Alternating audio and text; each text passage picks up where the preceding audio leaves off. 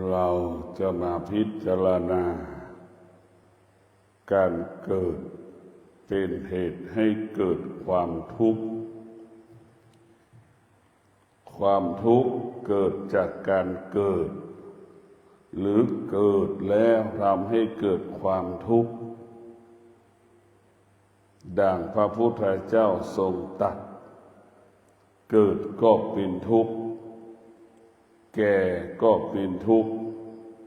เจ็บก็เป็นทุกข์ตายก็เป็นทุกข์สิ่งเหล่านี้มันเป็นความจริงที่ชาวโลกทุกคนประสบอยู่ธรรมะของพุทธเจ้าให้ร่างกายของเราเป็นตำราจิตใจเราเป็นตำรามาพิจารณากายพิจารณาจิตเราจะต้องฝึกจิตของเราให้มันคุ้นเคยกับสิ่งที่มันปรากฏเกิดขึ้นกับร่างกายของเราเหมือนดั่งเวลาเราตื่นถึงเวลากินข้าวมื้อเช้าทุกเช้าเราจะกินข้าวถึงเวลาแล้วมันก็จะกินข้าวถึงเวลาเที่ยง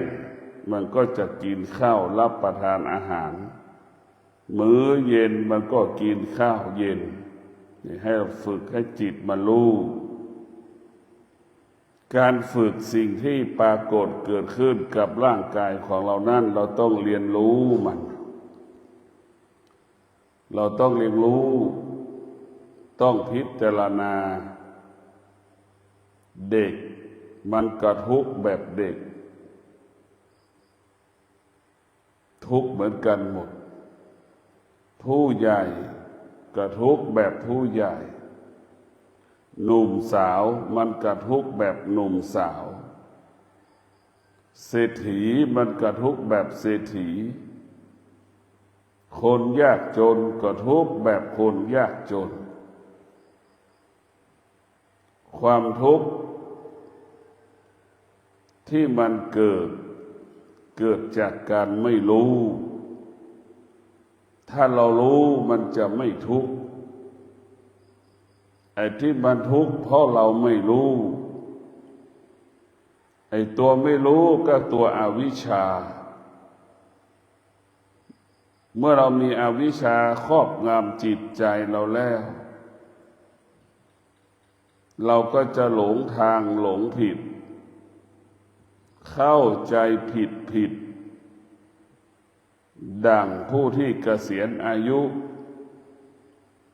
คิดว่าเกษียณอายุแล้วจะมีความสุขพอมันเกษียณอายุแล้วมันก็ไม่ใช่อันนี้ก็คือเราคิดด้วยอวิชชามันก็เข้าใจอย่างนั้นอย่างนี้เมื่อชีวิตของเราดำรงตนด้วยวิชามันจะเห็นความจริงว่าความทุกข์เกิดจากความไม่เข้าใจ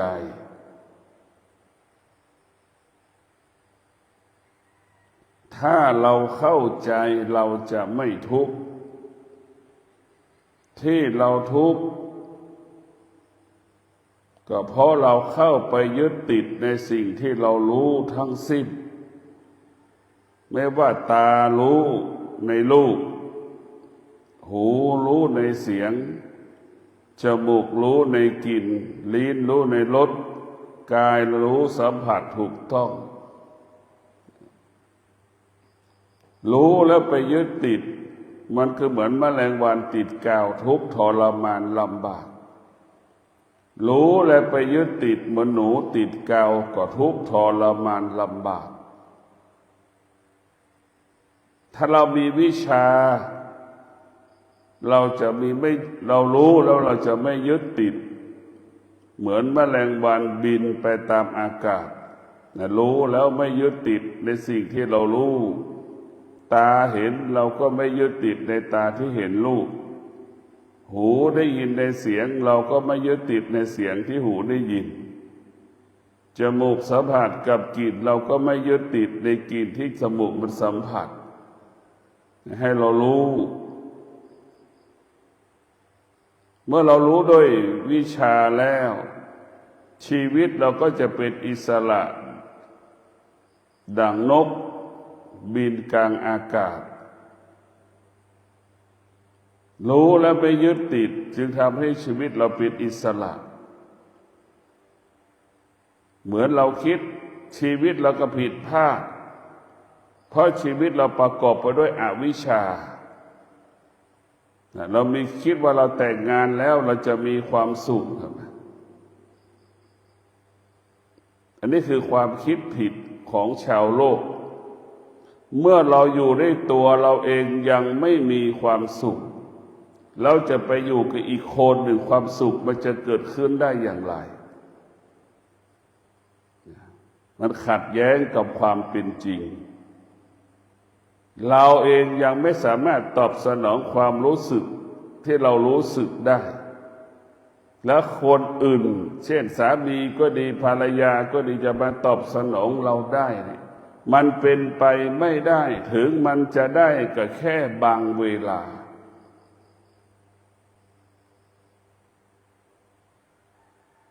คนที่มีอวิชชาเนี่ยจึงคิดว่ามีครอบครัวแล้วจะมีความสุขพอมันมีครอบครัวแล้วมันก็ไม่ใช่เป็นทุกข์มากกว่าเก่าเพราะมันมีภาระมากกว่าเก่ามีปัญหาเพิ่มกว่าเดิม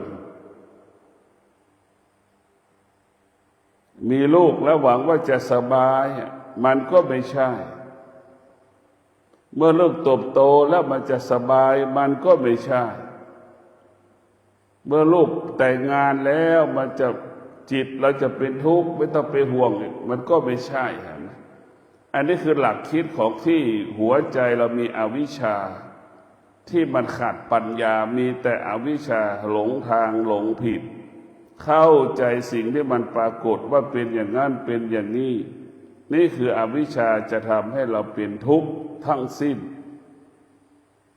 วันนั้นในอดีตเรามีเงินจำนวนมากแต่เราบอกว่าอยู่ไม่ได้มีชีวิตอยู่ไม่ได้แต่วันนี้เราไม่มีเงินสักบาทแต่เรามีชีวิตอยู่ได้เป็นปกติใช่ไหมเมื่อเรามีวิชาแล้วเราจะเข้าใจสุขก็ไม่ได้เกิดจากการมีหรือไม่มีสุขมันเกิดจากความเข้าใจไอ้ตัวเข้าใจก็คือตัวปัญญาไอ้ตัวปัญญามันก็เกิดจากศีลสมาธิทั้งศีลสมาธิเช่นศีลเป็นรากฐานของสมาธิสมาธิเป็นรากฐานของปัญญาเมื่อเรามีศีลแล้วมีสมาธิแล้วปัญญามันจะเกิดเมื่อปัญญามันเกิดมันก็รู้ว่าสุขไม่ได้เกิดจากการมีทรัพย์สมบัติทุกข์ก็ไม่ได้เกิดจากการไม่มีทรัพย์ไม่มีสมบัตินั่นก็จะรู้ความจริงเมื่อเรามีสติเราก็มีความสุขถ้าเราขาดสติเราก็จะเกิดแต่ความทุกข์มีแต่ความทุกข์เกิดแต่ความทุกข์สติก็คือต้องให้เรารู้สึกตัวตลอดเวลามีสติเราก็จะพบแต่คำว่าความสุขเมื่อเราขาดสติเราก็จะพบแต่คำว่าความทุกข์เมื่อเรามีสติก็จะเห็นความเป็นจริงของชีวิตว่ามันไม่เที่ยงมันไม่เที่ยงมันแปรปรวนเปลี่ยนแปลงมันคงสภาพเดิมไม่ได้ควบคุมไม่ได้ห้ามไม่ให้โมโหก็ห้ามไม่ได้แต่เรารู้มันได้ห้ามไม่ให้แก่ก็ห้ามไม่ได้แต่เรารู้มันได้พุทธเจ้าสอนให้เราเข้าใจแบบนี้สอนสิ่งที่มันปรากฏอยู่ในร่างกายของเราให้เรารู้สิ่งที่มันเกิดขึ้นกับร่างกายของเราแล้วให้สภาวะจิตเราอยู่เหนือมัน ให้เรารู้แล้วให้เราอยู่เหนือมันรู้แล้วให้อยู่เหนือมันรู้แล้วให้เราอยู่เหนือมันเหมือนดั่งพ่อและแม่อยู่เหนืออารมณ์ของตนเองเหมือนดั่งพ่อและแม่อยู่เหนืออารมณ์ของลูกไม่พอใจลูกพ่อกับแม่ก็อดทนอยู่เหนือมีสติรู้แล้วก็อยู่เหนืออารมณ์ของตนเองอารมณ์ของลูกที่แสดงอาการออกที่ไม่พอใจในตัวพ่อกับแม่เมื่อเรามีสติใช่ไหมเราก็จะมีความสุขเมื่อเราขาดสติเราก็จะเกิดแต่ความทุกข์ใช่ไหมมันอยู่ตรงนี้เมื่อเรารู้สึกตัวนี่เราก็จะไม่ทุกข์เพราะเรารู้สึกตัวหากเราไม่รู้สึกตัวเราจะเป็นทุกข์เหมือนเราเอามือไปจับไฟมันก็ร้อนมันก็เป็นทุกข์เหมือนเราเอามือไปจับน้ำมันเย็นก็เป็นทุกข์เมื่อแดดมันออกมันร้อนก็เป็นทุกข์ฝนมันตกแล้วอยู่ในกลางฝนก็เป็นทุกข์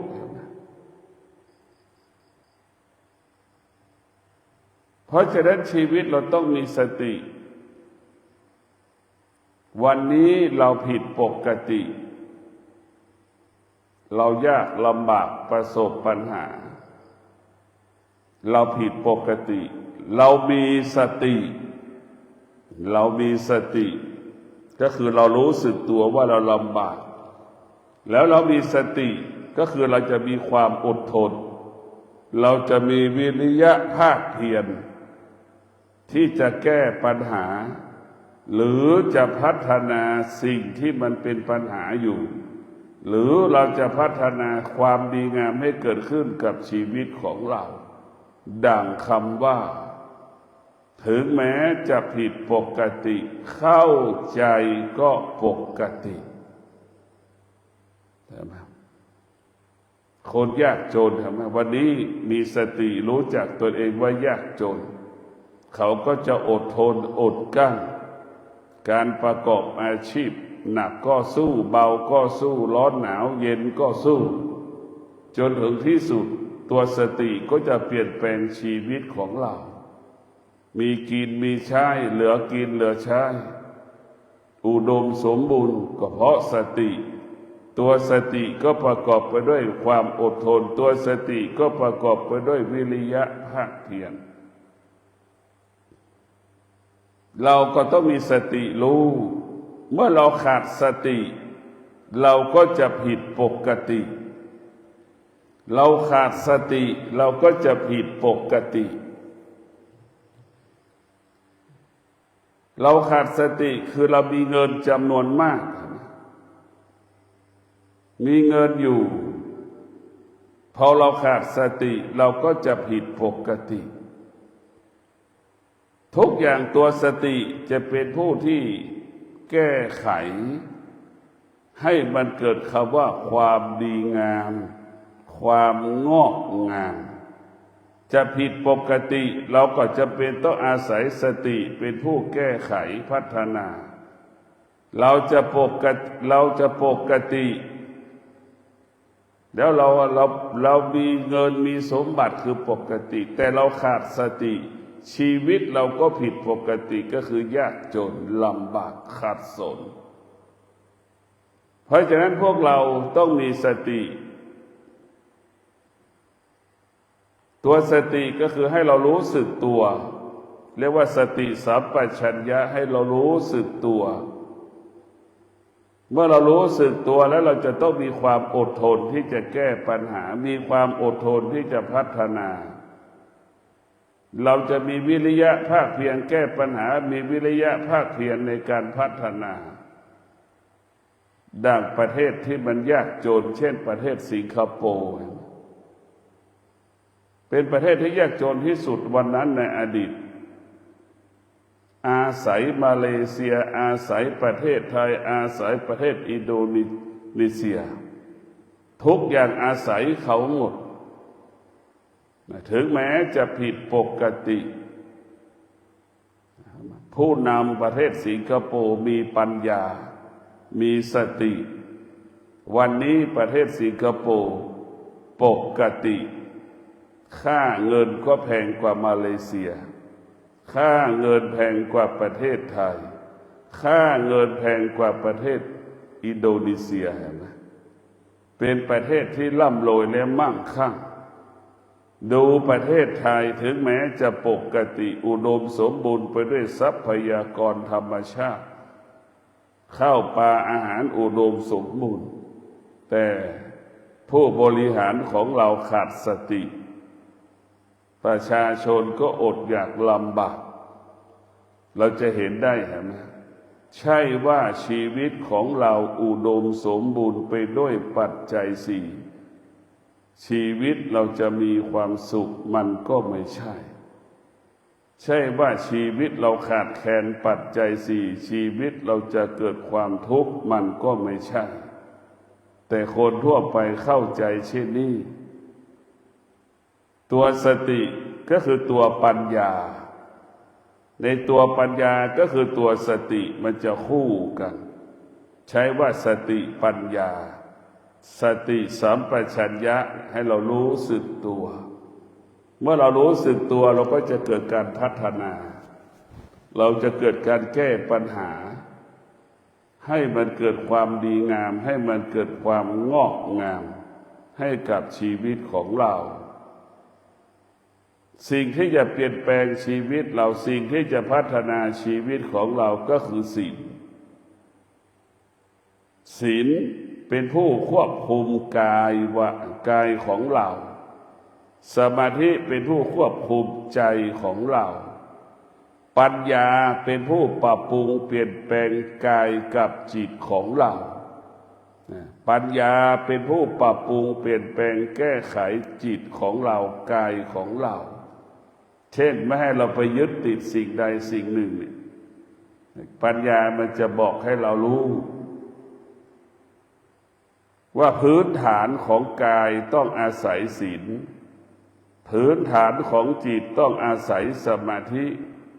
ทั้งกายทั้งจิตจะเป็นอิสระได้ต้องอาศัยปัญญาต้องอาศัยปัญญาบุคคลที่มีปัญญาจึงเป็นผู้รู้รู้ความจริงของธรรมชาติรู้ความจริงที่อยู่เหนือธรรมชาติการมีเงินเนี่ยก็เป็นธรรมชาติความทุกข์ก็เป็นธรรมชาติความสุขก็เป็นธรรมชาติแต่ผู้ที่มีปัญญาจะรู้เรื่องธรรมชาติรู้เรื่องเหนือธรรมชาติรู้เรื่องเหนือธรรมชาติสุขได้ด้วยความเข้าใจสุขได้ด้วยสติสุขได้ด้วยความอดทนสุขได้ด้วยวิริยะภาคเพียรเพราะฉะนั้นพวกเราทั้งหลายธรรมะจึงเป็นต้นกำเนิดของความสุขความสุขใดเกิดจากศีลเป็นความสุขอันบริสุทธิ์ความสุขใดเกิดจากศีลเป็นความสุขบริสุทธิ์ดั่งมะม่วงที่มันแก่แล้วสุกเป็นที่ยอมรับของคนทุกคนความสุขใดปราศจากศีลความสุขนั้นไม่มีใครยอมรับเหมือนมะม่วงมันยังไม่แก่แล้วเราเด็ดออกจากต้นเก็บจากต้นเอาให้มันสุกนะเป็นความสุขที่คนไม่ยอมรับความสุขใดๆที่เกิดจากศีลเทวดาก็ยอมรับตัวเราก็ยอมรับเราจะสังเกตได้สุขเกิดจากศีลเป็นสุขที่บริสุทธิ์สุขเกิดจากสมาธิก็เป็นความสุขที่บริสุทธิ์ขึ้นมาอีกสุขของศีลคือสุขจากวัตถุสิ่งของเช่นพ่อแม่สามีภรรยาลูกปู่ย่าตายายสุขด้วยวัตถุสิ่งของตัวตนบุคคลสุขของสมาธิไม่มีตัวตนมายกระดับขึ้นไปอีกเมื่อเรานั่งสมาธิแล้วเกิดความสงบเนี่ยความสุขเกิดจากความสงบ หรือความสงบเกิดจากการนั่งสมาธิความสุขเกิดจากการนั่งสมาธิเป็นความสุขที่ไม่มีตัวตนไม่มีพ่อไม่มีแม่ความสุขเหล่านั้นไม่ได้เกิดไม่ได้เกี่ยวข้องกับมีทรัพย์มีสมบัติไม่ได้เกี่ยวข้องกับมีแม่หรือไม่มีแม่มันสุขกลางอากาศสุขไม่มีตัวตนสัมผัสตัวตนไม่ได้ดังกินดอกไม้จากต้นกระทบจมูกเนี่ยความสุขเป็นอย่างนั้นแต่ถ้าความสุขของศีลเหมือนเราไปเด็ดดอกไม้จากต้นแล้วเอามาจับมาแล้วมาดมในจมูกเห็นไหมเอามาสูดดมเนี่ยมาคนละอย่างสุขของสมาธิเป็นความสุขที่ยิ่งใหญ่ถือว่าเป็นความสุขที่ยิ่งใหญ่เพราะสุขไม่มีตัวตนสุขเกิดจากสมาธิไม่ต้องอาศัยพ่อไม่ต้องอาศัยแม่ไม่ต้องอาศัยสามีไม่ต้องอาศัยภรรยาอาศัยตนเองความสุขก็เหมือนเราไปเช่าหอพักเห็นไหมเช่นเราไปแต่งงานเนี่ยเหมือนเราไปเช่าหอพักผู้หญิงเป็นเจ้าของหอวันหนึ่งเขาไม่พอใจเขาเลิกไล่เราออกจากหอเห็นไหมเหมือนสามีภรรยาหย่าร้างก็เป็นเช่นนั้นแหละแต่ความสุขไปอาศัยเขาเหมือนเราไปเช่าหอพักเหมือนเราไปเช่าหอพัก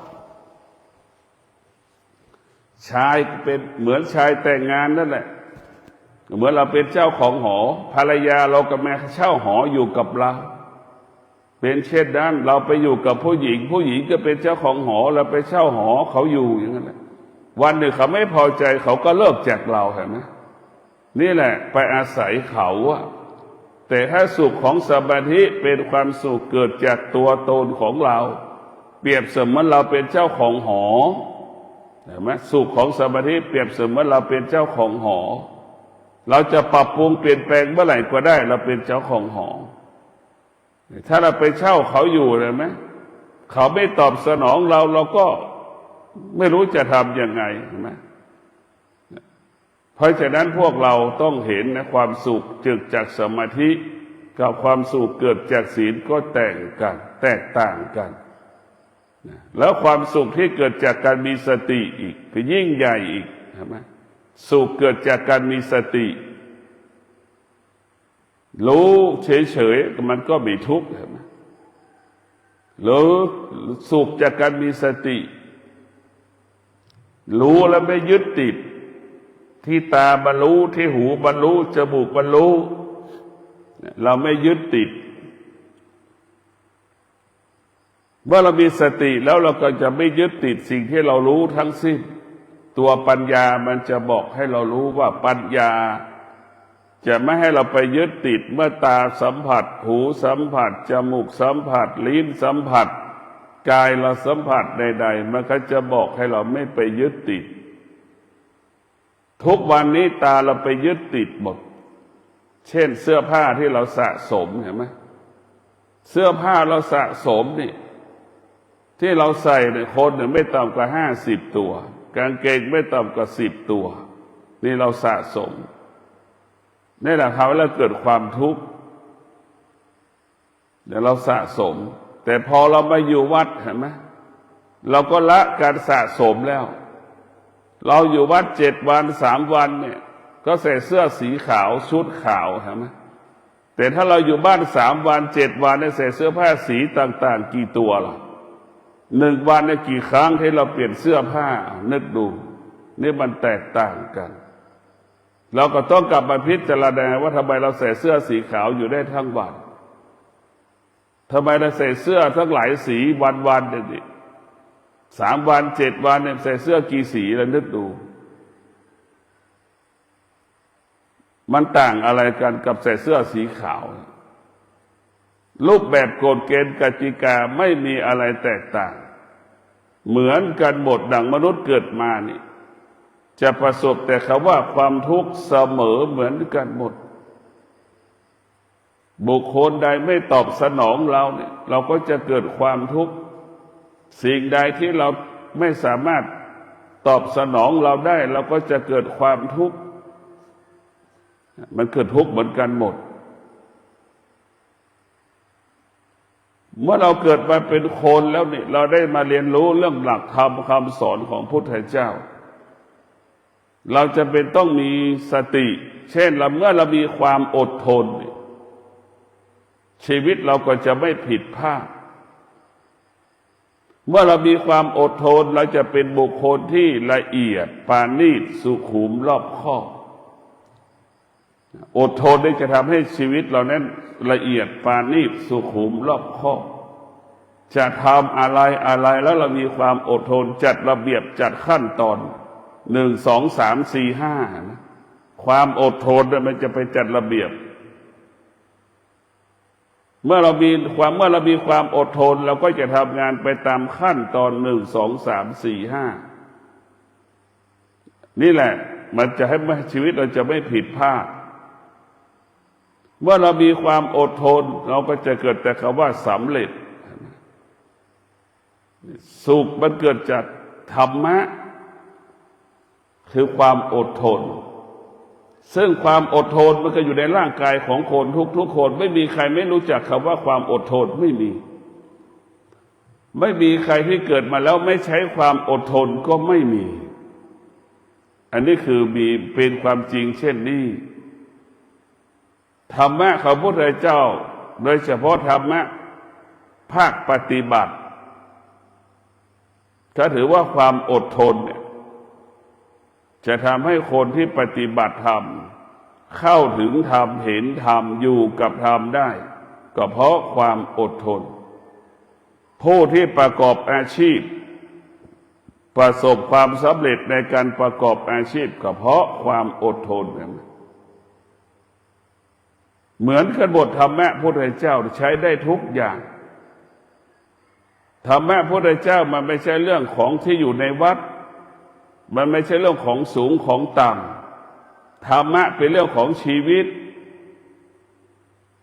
ธรรมะเป็นผู้จัดการชีวิตของเราจะปกติได้ก็ต้องอาศัยธรรมะชีวิตเราผิดปกติเพราะเราขาดธรรมะก็คือสติสัมปชัญญะให้เรารู้สึกตัวว่าเราลำบากเมื่อเรารู้สึกตัวว่าเราลำบากเราจะต้องมีความอดทนอยู่กับความลำบากให้ได้เราจะต้องมีวิริยะภาคเพียรอยู่กับความลำบากให้ได้จนถึงที่สุดเราก็จะพ้นจากสิ่งที่เราลำบากไปได้ด้วยขันติด้วยวิริยะภาคเพียรสติสัจจะวิริยะขันติสติสัจจะวิริยะขันติเป็นหลักคำว่าสำเร็จสติสัจจะวิริยะขันติทำให้เราสำเร็จทุกอย่างขาดสติขาดสัจจะ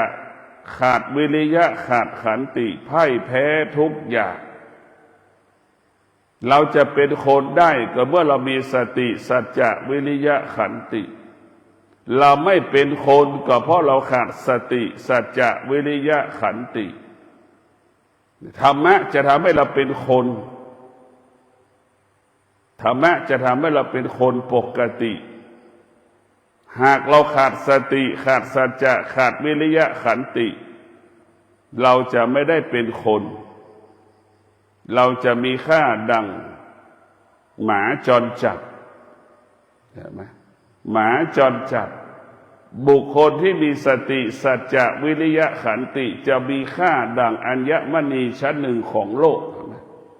มันแตกต่างกันเพราะฉะนั้นพวกเราทั้งหลาย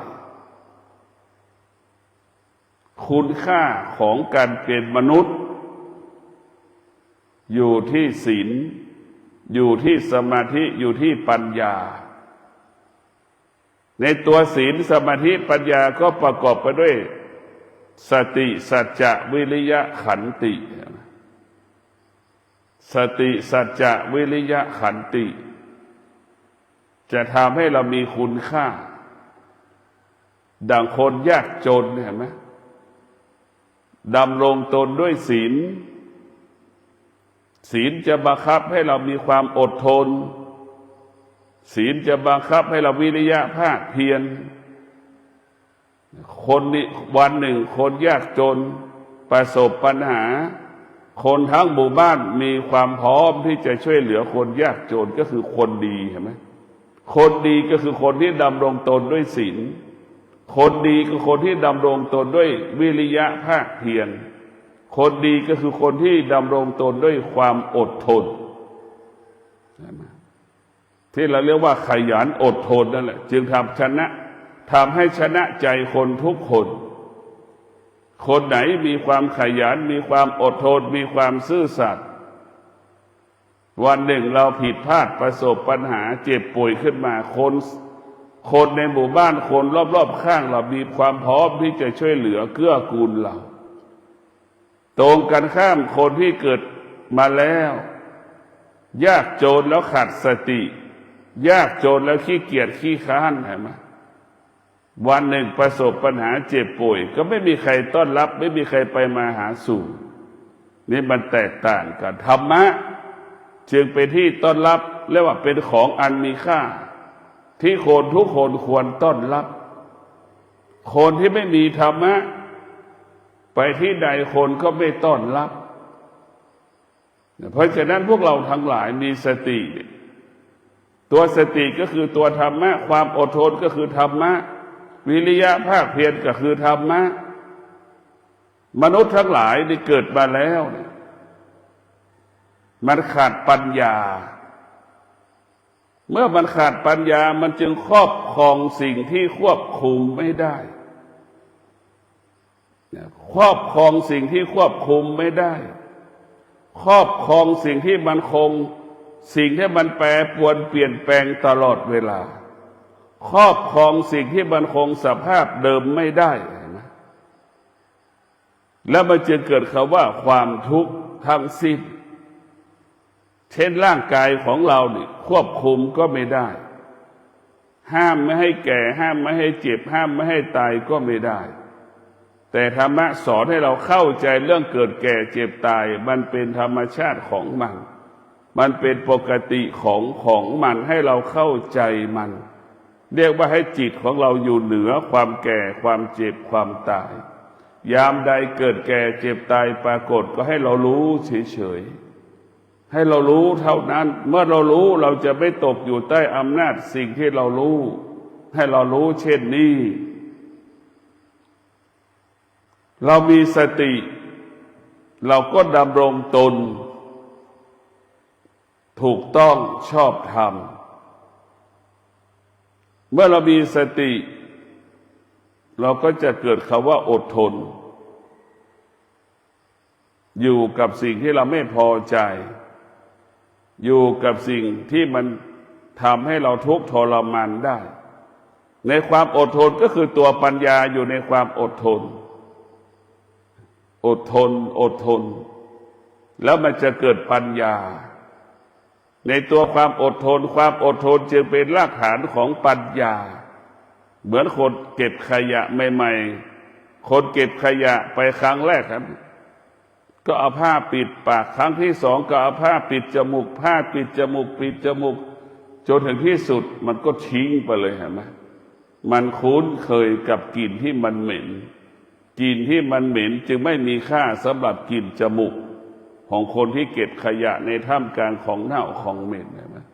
อันนี้แหละคือแล้วว่าการฝึกก็จะเป็นเช่นนั้นหากเราไม่ได้รับการฝึกฝนเราก็จะเกิดอาการสำแดงอาการเอาผ้าปิดจมูกว่ามันเหม็นนะแล้วเราก็ไปยึดติดว่ามันเหม็นมันก็เหม็นเพิ่มอีกความเหม็นก็รุนแรงอีกแล้วว่าไม่เหม็นมันก็ไม่เหม็นเรารู้ว่ามันเหม็นแล้วก็อดทน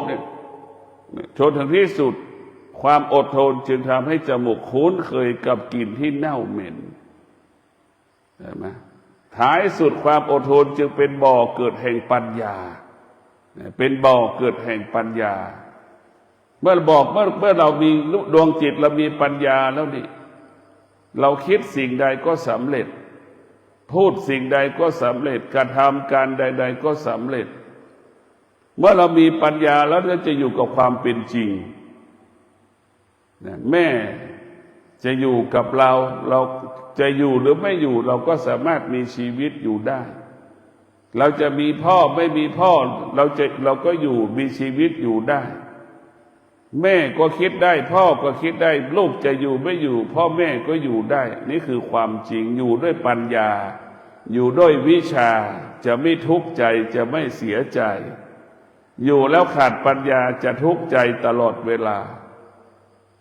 อยู่แล้วมีปัญญาเนี่ยมันจะทำให้จิตเราเป็นอิสระอยู่กับความเป็นจริงตนแลเป็นที่พึ่งแห่งตน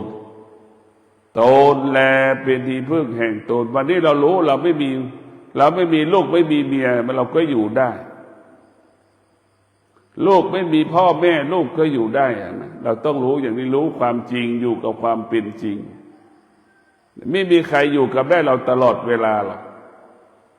มีแต่ธรรมะนี่แหละอยู่กับเราตลอดเวลาธรรมะก็คือเรามีสติเราก็ปกติตลอดเวลาเมื่อเรามีความอดทนเราก็ปกติตลอดเวลาเมื่อเรามีวิริยะภาคเพียรเราก็ปกติตลอดเวลาเมื่อเรามีสัจจะเราก็ปกติตลอดเวลาเมื่อเรามีอุเบกขาเราก็ปกติตลอดเวลาเราปกติธรรมะจะให้เราปกติตลอดเวลาถ้าเราไม่มีธรรมะเมื่อไหร่เราจะผิดปกติหรือจะปกติแต่สิ่งที่ยิ่งใหญ่กว่าเหนือถูกกับผิดก็คือตัวสติดังที่ได้กล่าวว่าถึงแม้จะผิดปกติเรามีสติเราก็จะเปลี่ยนแปลงชีวิตของเราดังประเทศสิงคโปร์เป็นประเทศที่อาศัยเขาหมดทุกอย่างมาวันนี้ประเทศรอบๆข้างกลับไปอาศัยเขาหมดประเทศไทยก็ไปอาศัยเขาประเทศมาเลเซียก็ต้องไปอาศัยเขาประเทศอินโดนีเซียก็ไปอาศัยเขาหมดนะตัวสตินี่แหละจะเป็นตัวยกฐานะเปลี่ยนแปลงให้ชีวิตเราอยู่ดีกินดีเราขาดสติจะทำให้ชีวิตเราอดอยากลำบากดังประเทศไทยของเราอุดมสมบูรณ์ไปด้วยพืชพันธุ์อาหารการเกษตรแต่เราอดอยากลำบากก็เพราะเราขาดสติก็คือขาดความอดทนมันจึงไม่มีกินเพราะเราขาดความอดทนเราขาดสติไม่มีวิริยะภาคเพียรนะมันจึงไม่มีทรัพย์ไม่มีสมบัติเมื่อขาดสติไม่มีวิริยะภาคเพียรทำอะไรก็ไม่ประสบความสำเร็จเมื่อเราขาดสติเราก็ทำอะไรไม่ประสบความสำเร็จเพราะเราขาดความอดทนขอให้พวกเราทุกคนมีสติศึกษาเรียนรู้หลักธรรมคำสอนของพระพุทธเจ้านำเอาคำสอนของพระพุทธเจ้าก็คือตัวสติกำหนดลมหายใจเข้าออกกี่ร้อยครั้งให้เรารู้เมื่อเราออกจากการนั่งสมาธิเราก็มีสติรู้ว่าเรากำลังจะออกจากสมาธิเรามีสติรู้ว่าเรากำลังจะลืมตา